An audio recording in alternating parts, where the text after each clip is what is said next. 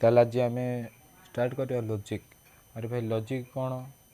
ताहले लॉजिक आम किसी जाने पूर्व आम जाने आज आमर सिलेबस रे प्रथम यूनिट कौन अच्छी ना प्रथम आम पढ़िया आज प्रकल्प संज्ञा स्वरूप। ताहले कौन ना लॉजिक रो प्रकल्प अच्छी संज्ञा अच्छी स्वरूप अच्छी। ताहले लॉजिक रो ओडिया ताहले आम प्रथम जाने को चाहिबा जे लॉजिक कौन ना लॉजिक रो ओडिया है तर्कशास्त्र। तर्कशास्त्र कौन भाई? भाई तर्कशास्त्र तो आम जाइले जे बही बही को आम कहे विभिन्न शास्त्र आम जो कहे ताहा को बुझेला किंतु तापर एटू आसिला जे हमर लॉजिक रे रहला तर्कशास्त्र। तर्क भाई तर्क कौन? जेमिति कि ए लोकटी कहूची जे बी लोकटी कौन बी लोकटी पूर्व जन्म रे कौन थिला ना मांकड़। कौन थिला? से मांकड़ थिला। ताहले से जेतले मांकड़ थिला एई कथाटी तो बी तो प्रमाण तो करबा दरकार ना ए लोकटी जे मांकड़ थिला किंतु बी कहूची जे मु पूर्व जन्म रे मांकड़ नथिली किंतु ए लोकटी जबरदस्ती कहूची जे तू बी पूर्व जन्म रे कौन थिला जे मांकड़ थिला। ताहले ए कथारे हम कौन बाक जाने बेले ना ए दुई को भितर जो कथा हैला ताहा हैला तर्क। जेतले ए कथा गुड़िक जेतले आमे भाषा माध्यम रे प्रयोग करिया ताकू सेतले आमे ताकू जुक्ति कहबा। कौन कहबा ना जुक्ति कहबा।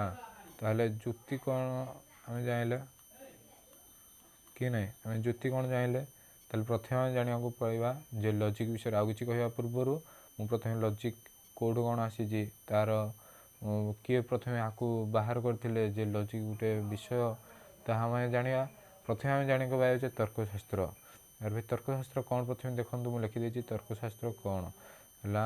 ताले तर्कशास्त्र कौन आमे जानिबा जे तर्कशास्त्र को इंग्रजी शब्द लॉजिक कहा जाय। लॉजिक शब्दटी जो मुइन कहल जे लॉजिक शब्दटी ग्रीक शब्द को देशर शब्द ना ग्रीक शब्द केउठु ना लोगोस रु आसी अछि। देखंतु जे मु एठे कहया चाहू जे लॉजिक शब्दटी हमर ग्रीक शब्द लोगोस रु आसी अछि। लॉजिक रो जहार अर्थ होजी जो लोगोस इन कहली लोगोस रो अर्थ कौन ना चिंता बा बाक। चिंता कौन आमे साधारणतः जहाँ कहूचे जहाँ कहया पूर्व आमे जहाँ चाहूचे ताहा को आमे चिंता होचे। चिंतार अन्य नाम कौन ना चिंता होचे एक मानसिक प्रक्रिया। चिंता होचे कौन जे एक मानसिक प्रक्रिया। ए प्रक्रिया रे कौन हुए ना आमे कहिथिबा कथा को आमे भाषा माध्यम प्रयोग करथाउ हैला। ताले एही चिंता को भाषा रे प्रकाश कले आमे ताहाकू बाग बोली कहबा हैला। ताले जतले आमे चिंता को जदि कोनोसी एक उपाय जे कोनोसी उपाय आम पाटी माध्यम रे आम साधारणतः कहि दाउ ताले आमे पाटी माध्यम रे कहिले ताहा कोउथरे रूपांतर देला ना बाक माध्यम रे। कोउथरे देखंतु लिखि देछि बाक माध्यम रे। साधारणतः हमर मानसिक प्रक्रिया को चिंता को कहा जाय। ताले चिंता आमे काहू कहबा साधारणतः हमर मानसिक प्रक्रिया आमे जो मानसिक प्रक्रिया करताउ जे आमे गोटे कथाटे भाबिया को कहूथिबा कहबा को जहाँ आमे जाउचे ताहा आमे कहया पूर्व किछि मानसिक प्रक्रिया करताउ जे आम भाबुथाउ जे एटा कहले ठीक हेबो ना एटा कहले ठीक हेबो जा फल मो जुक्ति सीधा सीधा होई परिबो। ताले ए जो मानसिक प्रक्रिया रहला ए चिंता द्वारा आमे कोन कहजे ना ए चिंतन मध्य ता भीतर दुई प्रकार अछि। जे मु एनु कहया को चाहूतिली जे चिंतन रो दुईटी विभाग अछि जहाँ एनु देखि पारुथे चिंतन रो दुईटी विभाग अछि। ताले कोन गोटे हला प्रत्यक्ष हला गोटे हला प्रत्यक्ष ज्ञान आउटे हला नियंत्रित चिंतन। एपर आमे जानिया जाइनु मु कहितिली जे प्रत्यक्ष ज्ञान कोन आउ दुईटी विषय को प्रत्यक्ष ज्ञान कोन एवं नियंत्रित चिंतन। ताले ता विषय सम्यक जानिया पे हेले देखंतु ताले मु देखिया को चाहिबी जे प्रत्यक्ष ज्ञान कोन।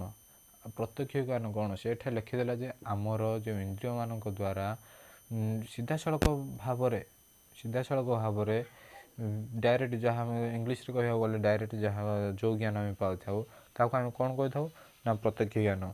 देखि पारुथे प्रत्यक्ष ज्ञान जेपर कि से गोटे उदाहरण देला जे एठी देखंतु एग्जांपल गोटे देला जे टेबल को देखि ताहार रंग लाल एवं ताहा काठरे तयारी बोली कहबा हैला प्रत्यक्ष ज्ञान।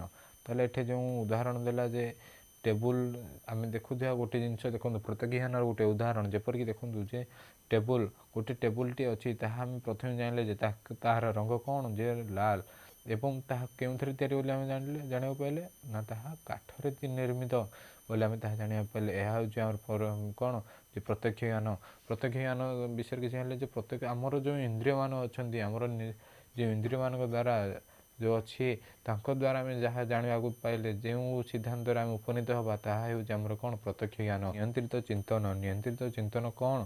ସେଇଟା ଲେଖିଦେଉଛି ନିୟନ୍ତ୍ରିତ ଚିନ୍ତନ ହେଉଛି ଏକ ପରୋକ୍ଷ ଜ୍ଞାନ। ତାହେଲେ ନିୟନ୍ତ୍ରିତ ଚିନ୍ତନ କାହାର ଏକ ଉଦାହରଣ ବା ଅନ୍ୟ ନାମ?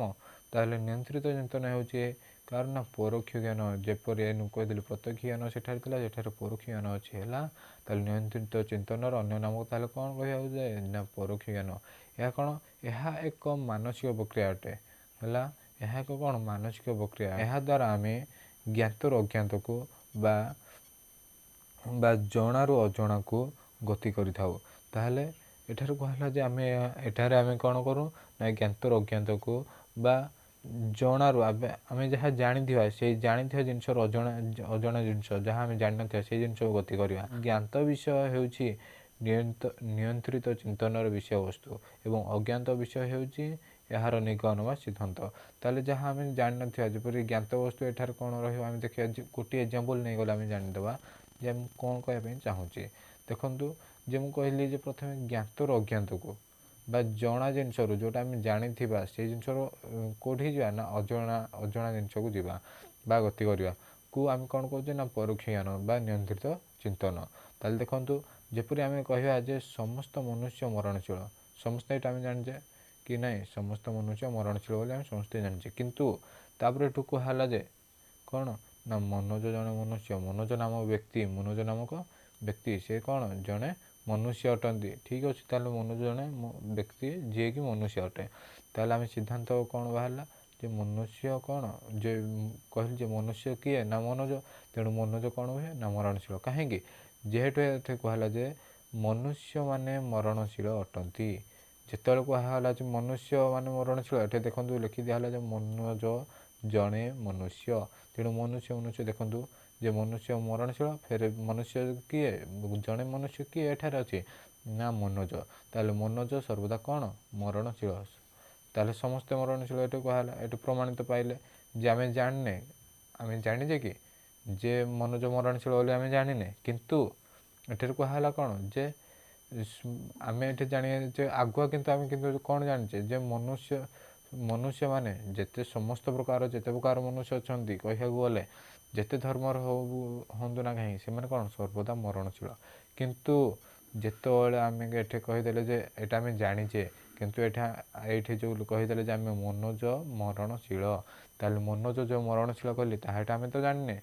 ଏଠି କ'ଣ ହେଲା? ଗୋଟେ ଜ୍ଞାତ ଜିନିଷ ଅଛି। ଦେଖନ୍ତୁ, ଏଠି ଗୋଟେ ଜ୍ଞାତ ଜିନିଷ ଅଛି, କିନ୍ତୁ ଆମେ ସେଠାରୁ କୁଆଡ଼େ ଯାଉଛେ ଯେ ଆଉ ଗୋଟେ ଜ୍ଞାତ ଜିନିଷ, ଆଉ ଗୋଟେ ନ ଜାଣିଥିବା ଜିନିଷ ଆମେ ଏଠି ଜାଣିଛେ କି? ଏଠି ଯେଉଁ କହିଲି ଯେ ମନୋଜ ମରଣଶୀଳ, ତାହେଲେ ଏଠି ଆପଣମାନେ ଜାଣିବାକୁ ପାଇଲେ ଯେ କ'ଣ ନା? ପରୋକ୍ଷ ଜ୍ଞାନ କ'ଣ?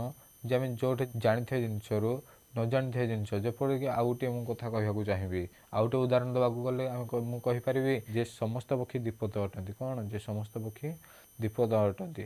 ମୁଁ କହିବି ଶୁଆ ଏକ ପକ୍ଷୀ ଅଟେ ହେଲା। ସମସ୍ତ ପକ୍ଷୀ ଯେତେବେଳେ ଦ୍ୱିପଦ, ତେଣୁ ମୁଁ କହିବି ଶୁଆ ଏକ ପକ୍ଷୀ ଅଟେ। ତାହେଲେ ମୁଁ ସିଦ୍ଧାନ୍ତରେ କ'ଣ ଉପନୀତ ହେଲି ଯେ ଶୁଆ ମଧ୍ୟ ଦ୍ୱିପଦ ଅଟେ। ଯେହେତୁ ସମସ୍ତ ପକ୍ଷୀ ଦ୍ୱିପଦ ଅଟନ୍ତି, ତାହେଲେ ଶୁଆ ମଧ୍ୟ ଦ୍ୱିପଦ ଅଟେ।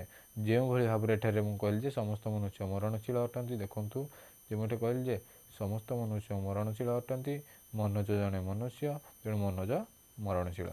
ଏହିପରି ଭାବରେ ଯେ ସମସ୍ତ ପକ୍ଷୀ ଦ୍ୱିପଦ ଅଟନ୍ତି, ତେଣୁ ଶୁଆ ଏକ ପକ୍ଷୀ, ଶୁଆ ଦ୍ୱିପଦ। ତାହେଲେ ଏହି ପାର୍ଟରେ ଆମେ ଏତିକି ଜାଣିବାକୁ ପାଇଲେ। ଏହା ପରବର୍ତ୍ତୀ ପାର୍ଟରେ ଆମେ ଜାଣିବାକୁ ପାଇବା ଯେ ଅନୁମାନ କ'ଣ ଓ ଯୁକ୍ତି କ'ଣ। ତାହାରି ବିଷୟରେ ସର୍ବଶେଷ ଯେଉଁ ଧାରଣା ରହିଛି ତାହା ମୁଁ ପ୍ରଦାନ କରିବି। ତାହେଲେ ଆପଣମାନେ ମୋ ଭିଡ଼ିଓକୁ ଦେଖନ୍ତୁ, ଲାଇକ୍ କରନ୍ତୁ, ସବସ୍କ୍ରାଇବ୍ କରନ୍ତୁ, ଯଦି ହେଉଛି ବୋଲି ସାଙ୍ଗମାନଙ୍କ ସହିତ ସେୟାର କରିଦିଅନ୍ତୁ।